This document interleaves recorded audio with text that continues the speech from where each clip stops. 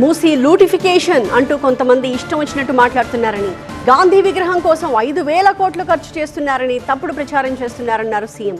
గాంధీ విగ్రహం కోసం ప్రభుత్వం ఖర్చు పెట్టేది 70 కోట్లు మాత్రమేనని, దేవతల యజ్ఞాలకు రాక్షసులు అడ్డుపడినట్టు శుక్రాచార్యుడు మారీచులు అడ్డుపడుతున్నారని రేవంత్ అన్నారు.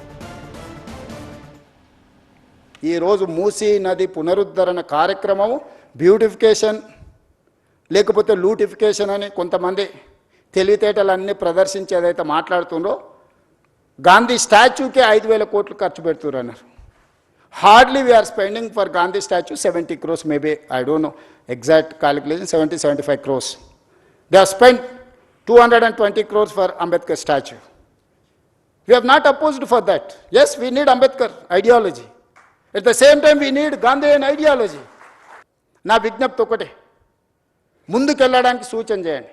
ఏ పేదవాడికి అన్యాయం జరగని, ఏ పేదవాడిని నిరాశ్రయం చేయం.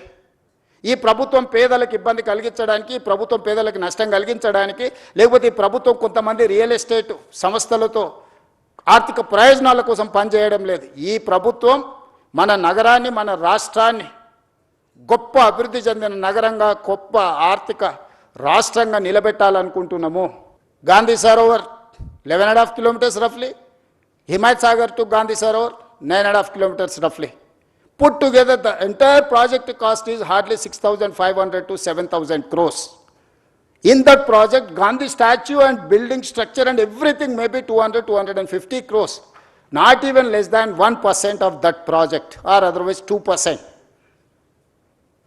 ఇలాంటి తప్పుడు ప్రచారాలు కొంతమంది రాజకీయ నాయకులకు ప్రయోజనం ఉండొచ్చు. తప్పుడు ప్రచారంతో స్వార్థం ఉండొచ్చు. మేము చేయలేని పని ఇంకెవ్వరు చేయొద్దని అడ్డుకునే దేవతలు యజ్ఞాలు యాగాలు చేసి లోక కళ్యాణం కోసం చేసినప్పుడు రాక్షసులు కూడా అడ్డుకోవడానికి వచ్చి అందులో రక్త మాంసాలు పోసేటోళ్ళు.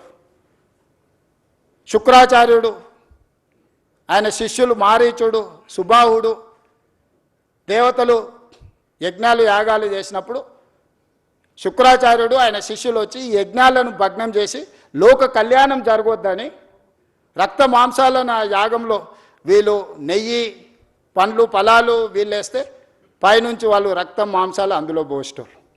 అయినా దేవతలు యజ్ఞాలు యాగాలు మానలేదే.